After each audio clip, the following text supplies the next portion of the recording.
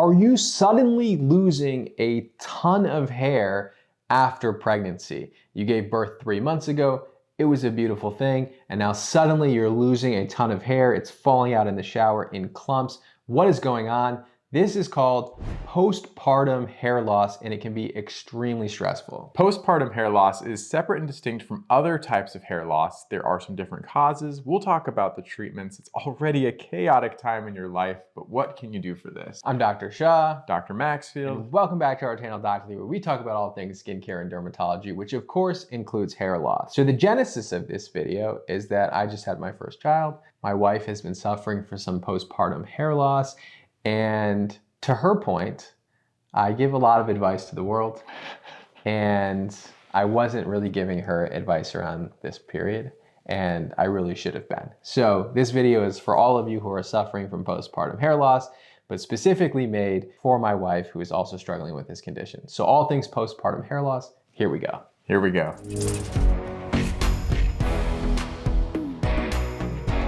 So what is postpartum hair loss? Because it is really a unique form of hair loss. Now, many women will tell you that their hair is better than ever before during pregnancy. And why does this happen? So during the pregnancy period, your estrogen levels are elevated, and during that elevated estrogen and progesterone period, your anagen phase is much prolonged. So we have to understand the growth phase of the hair cycle. You have anagen, catagen, and telogen. And anagen is the growth phase, catagen is that shifting, resting phase, and then telogen is that phase where you're resting and then your hair eventually falls out. And so the more hairs that are in anagen, the longer your hair will grow and the denser your hair will essentially be. And so during pregnancy, most women will have an anagen phase that is much longer, which is more prolonged with more hairs in the anagen phase. And then after pregnancy, the hormones all change. And during a period of about 3 months, that shift in hormone balance results in what we call a delayed telogen or delayed shedding phase. So all of those things that were in anagen, that prolonged growth phase, go back through the hair cycle, and there is some normalization where your hair density is returning to normal, but it happens all at once. So all the hairs you grew, all the hairs your head held onto for a longer period of time, it's going to release those, and then you're going to get this diffuse shedding. So you have what we call a form of telogen effluvium. Now, telogen effluvium can occur in this form, where some people will say maybe this isn't a form of telogen effluvium, but essentially your hair is suddenly shifting into that telogen phase and it falls out. But it takes 3 months for it to happen. So some people sometimes don't associate the event with the hair loss because they seem so far distinct, but it is the event of pregnancy that triggers this, or the event of childbirth that triggers this. But there are 2 things that are happening that are probably exacerbating each other. So 1, you have this change in hormones, and 2, childbirth is a pretty stressful event, and so ultimately you could get that other form of effluvium, which is just caused by stress. Now there's a 3rd thing that can also happen, which is that when you lose a bunch of hairs because they're in that telogen phase, it may unmask other forms of hair loss. And this is where things can get tricky, where essentially most people will not notice hair loss until they lose about 50% of their hair density. But maybe telogen is going to make you lose 25%, but the other 25% is gone because you have another form of hair loss called androgenetic alopecia, or female pattern hair loss, which is the most common form of hair loss.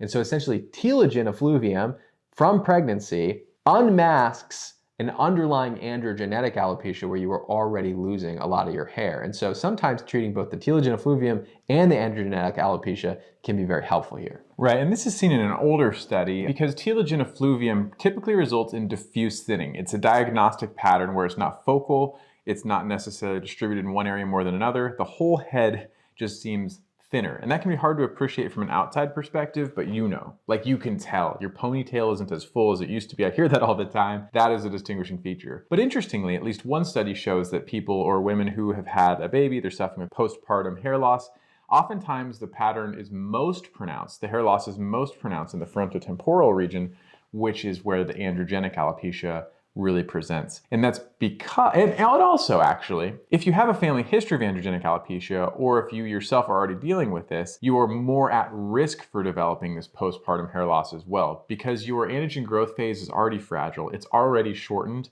when you have that hormonal hair loss, and all of these changes just exacerbate that. So unfortunately, there are usually several things happening at the same time, which is why there's not a lot of really good treatments or good studies on the treatments. And so a lot of our recommendations, which we'll talk about later, will be based on either anecdotal evidence or small studies. Now, that being said, breastfeeding also does kind of play a role because there's some hormonal changes that occur as a result of breastfeeding.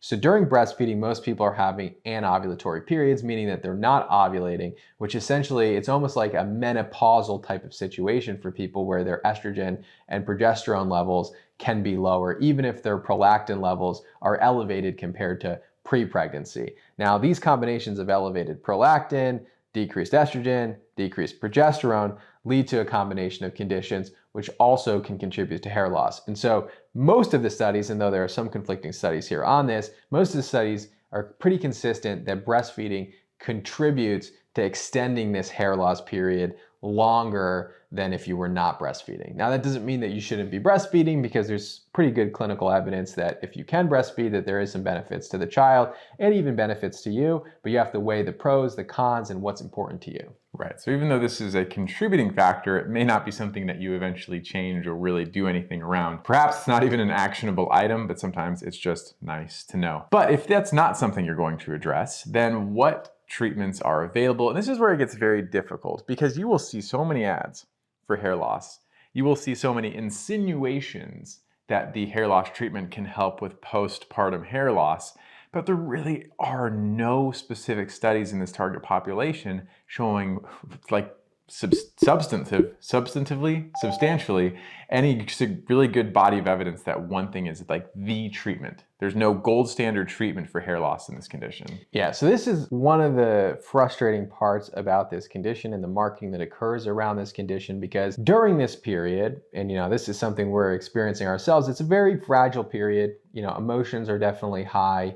Hair loss is already, and I've said this before, a very emotional condition for people. A lot of people's self-esteem and confidence around their hair is associated with their hair volume, and losing hair is a very stressful incident as is. Now, the post-pregnancy period, the postpartum period, is also a very vulnerable period. You have the stresses of breastfeeding, you have the stresses of changes, you have the stresses of just trying to survive during this period, essentially, right? And then you get hit with this ad of, hey, this works with your postpartum hair loss. Take this supplement for $80 a month and all will be cured. And the facts are that it is taking advantage, in my opinion, of a very vulnerable period in people's lives. Right. And so what we're going to do is kind of provide you what we believe to be options, but again, caveating that they may not work consistently for everyone, and there's not a lot of data supporting their use in this scenario. So it's a mix of either anecdote, physiological possibilities where it can help the hair, and so it might help this population, and then also the idea of there are certain things that you can't use and should avoid that you might use for hair growth elsewhere. Right, and what I'll do here is we'll kind of list out the options, why they are options during this period, and then I'll just tell you ultimately what my wife has decided to do, and then you can decide what you think is most appropriate for you. Cool. And we can start with, so firstly, you can do nothing. Like, this is actually reasonable, because with telogen effluvium and with the normalization of the hormones for postpartum hair loss, it is probably going to resolve. The majority of studies show that within a year, the hair loss stabilizes and you go back to your previous normal baseline, and around 6 months, they will certainly see a dramatic decrease in hair shedding. Now, the caveat being, if you have that androgenetic alopecia that's underlying that now the telogen effluvium has unmasked, then you likely do need to be on some type of treatment, because it won't ever fully recover to where you were before. Now let's talk about some of the oral supplements, I suppose, that you could use. Right, and that's where I was thinking of going first here, because the ad spend for supplements is huge. So the way I approach supplements is I look at the individual ingredients. Are there randomized controlled trials on the individual ingredients? Then there are like combinations of ingredients. Are there randomized controlled trials on those, whether it's a combination of clinical, in vivo, in vitro? And then the third, if you can get to this point, did the brands themselves take a look at their specific formulations and do clinical studies on those, ideally published and not internal studies? And a couple have. So my two favorite brands for hair loss in general are Viviscal and Nutrafol. There is a winner in this category, however. Nutrafol is definitely one you've seen more for, but because of the inclusion of an ingredient called saw palmetto, it's in their Synergen complex. This is generally thought to be unsafe during both pregnancy and breastfeeding. Now, the risk in pregnancy is much stronger because it inhibits DHT, and that would inhibit hormones and fetal development. Breastfeeding, the risk of absorption and passing on is probably a lot less, but it's still probably something you should avoid. Viviscal, however, uses an amino amar complex, which does not have this saw palmetto in it, which makes it a much safer option. And again, it passed my 3-tiered checklist for what I want out of a supplement. Right. Now, again, because of what the underlying cause of telogen effluvium is, none of these supplements have really been studied under those conditions, right, to try to reverse the telogen effluvium. They really more target that androgenetic component, but by targeting that androgenetic component, which all of us really kind of suffer from on a low level regardless, it probably will help a lot of people if you do target that underlying androgenic component. Now, I will say Nutrafol has more studies in general than Viviscal, but in this particular subset of people in the postpartum period, Viviscal, because of the ingredient profile, comes out as the winner. Now, that being said, I am overwhelmingly skeptical of supplements, as Dr. Maxfield knows, and you really have to prove to me beyond a shadow of the doubt that this is going to be incredibly effective. And I generally do not recommend supplements to people on a regular basis for hair loss. That being said, it's very difficult to know what to do in this period, and me personally, I am very skeptical of supplements, and one of the pitfalls of both of these is that it's a lot of pills, and they're kind of huge pills. So, and they're quite expensive. So for you, you can decide whether or not, if you feel like doing something is going to be beneficial, then I think it's worthwhile, but I'm not overly convinced that they're gonna have a huge difference, and you may just get better because of time rather than the actual supplements themselves. That being said, I talked to Lindsay Zubritsky, also known as Derm Guru on Instagram. You should all go follow her because she suffered from postpartum hair loss. I was asking her what she would recommend that I do for my wife if I wanted to just do something. And she also did recommend that to some of her patients, she does recommend supplements and just to give them something to do that may have some benefit. So I think it's one of those things where it's like, don't hang your hat on it, but it might be beneficial. Yeah, it's one of those, is something better than nothing? And also, what's the risk? So if the risk is pretty low and there is a possibility of benefit, I do think it's reasonable to pursue supplements. I actually have like an algorithmic approach to hair growth and when I practice, and I have actually created this like very semi-complex like chart, but a simplified treatment for patients. It's like broken down into topicals, over-the-counter prescription, oral treatments, oral supplements, and I kind of like curate it for each person. And the reason I include supplements is because it may be helpful for some people. Again, the risk is relatively low. It's the same way I approach the common cold, by the way. So if you ever see me and I have a cold, I'm taking zinc, I'm taking elderberry, I'm taking vitamin C. Do I believe that those work for me? Not really. But the question is like, I got to try something. And so I do believe in the placebo effect. I do feel like sometimes there is value in just pursuing something. And if the safety is appropriate, then I'm all for it. It's a somewhat pseudoscientific approach to all of this. But like we said, hair loss is frustrating. So sometimes you just want to feel like you're at least doing something. So the next category of things would be your topical treatments. And I think this is where I feel a little bit more confident with the recommendation, and that is just actually using our trusty dusty minoxidil for hair growth in this situation. So 2% minoxidil is available, 5% minoxidil is available. I still always recommend the 5% minoxidil, preferably the foam. I have it here from Rogaine. Now again, this is tested for androgenetic alopecia, but because of the way that it works, by prolonging the anagen phase and by increasing blood flow to the scalp, it probably will help to some extent with telogen effluvium, especially if you have that underlying form of androgenetic alopecia.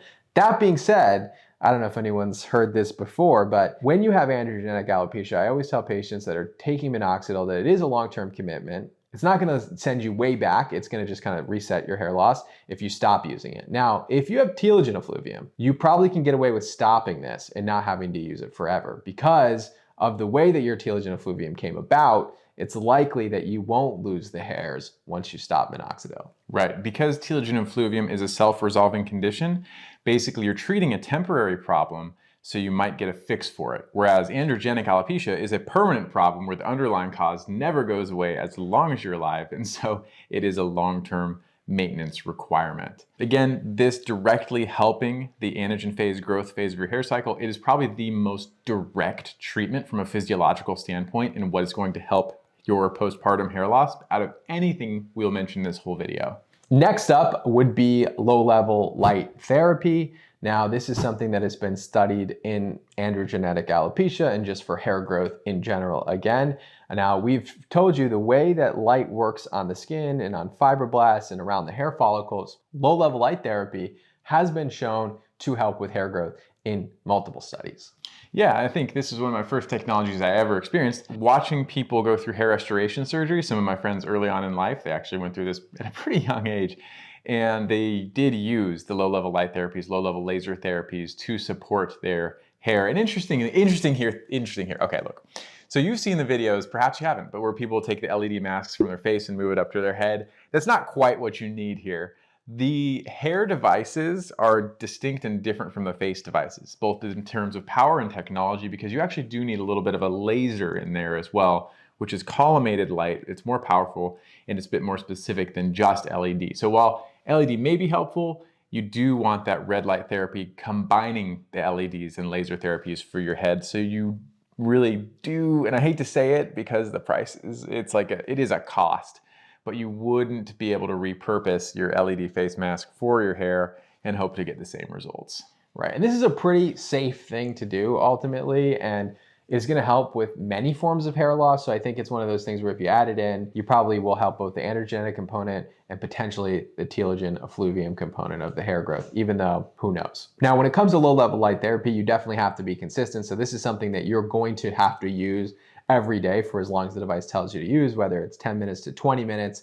You need to use it consistently if you want to see results. And finally, we could talk about some of the prescription options or the options you might have if you go to see a dermatologist, but again, not well studied in this category. So in the office, you can do something called PRP, where you take out blood, you spin it down, isolate different types of growth factors, inject it into the scalp. It is both time-consuming, a bit cumbersome, a little bit painful to go through, and also expensive. So this really is not for everybody. It's for someone who's exhausted all of the other resources and then really wants to just try everything to maximize their hair growth results. And then additionally, there are other prescriptions you might want to use here as well. Right, so you could always do your prescriptions for hair loss. Now, as long as you're not breastfeeding, because most of the options are not safe during breastfeeding. So we have oral minoxidil, which is often more effective than topical minoxidil, but not safe during breastfeeding, but could be very effective in this condition. You have oral spironolactone, which can be very effective at androgenetic, the hormonal form of hair loss, but again, not safe during breastfeeding. And you also have your oral finasteride, and again,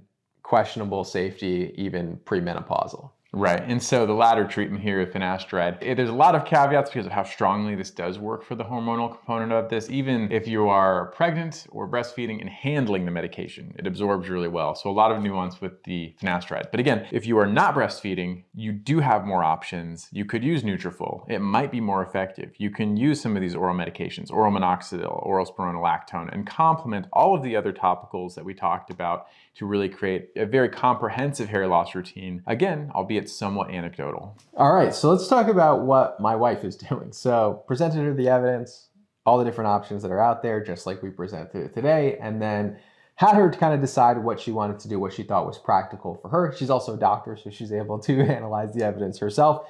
And so she decided that she didn't want to take all those pills. She hates swallowing pills and wasn't convinced that they were going to make a big difference. And so we kind of skipped the oral supplementation part. She did, however, agree that Rogaine would be a good choice for her. So she's using 5% topical minoxidil foam and really kind of focusing on the front of her hair because she is losing most of the hair in the front of her scalp. And she was losing hair before pregnancy, which makes me feel as if this is also unmasking an underlying androgenetic alopecia, especially for her. And then based on the evidence, she also felt like this could be not a very harmful option. So we did purchase this eye restore device, which is their elite version, but I really think any version would work well for you. This thing was very expensive, and I even got the additional battery pack. So I think I spent over $2,000 on this product. It came pretty quickly, and it seems to work pretty well. I mean, it's really intuitive to use. I think it's about 12 minutes per day that she's using it, and she just does it, you know, while the baby is napping or during any time. But she's been very consistent with this. She hasn't had any issues with it so far, and it seems to work. We don't know yet. We really don't know.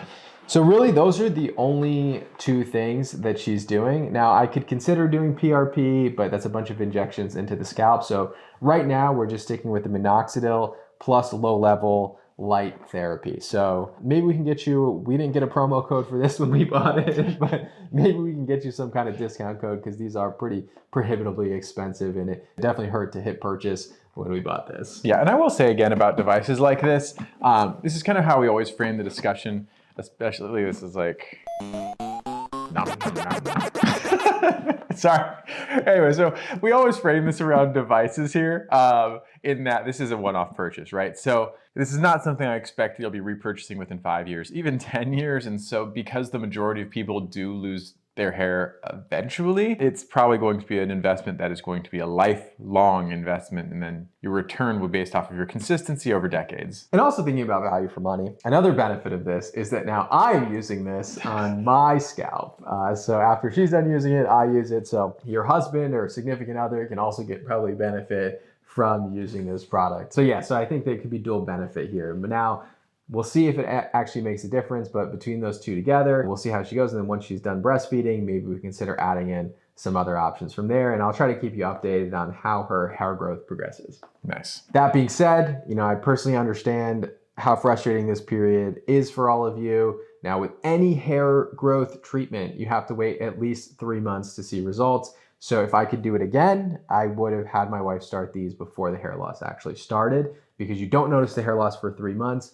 But I had a feeling she was going to have this because of the preceding androgenic alopecia she was experiencing. We should have probably intervened sooner rather than when she started losing hair. So we did wait a little bit long. So it's going to take her a little bit longer for her hair to recover. So start earlier if you can. So that covers everything postpartum hair loss, not only why you have it, what causes it, what else it might be, what to do if you treat it, what his wife is doing. Hopefully this was helpful for you. Please let us know if there are other topics you want us to talk to you, I guess, as mothers regarding things you're going through. We'd be happy to. We're kind of building this whole like family dynamic style of content that we've experienced ourselves. And so let us know what you want us to talk about next time, and we appreciate you tremendously. Dr. Lee Dad, strike again. See you all in the next video. See you next time.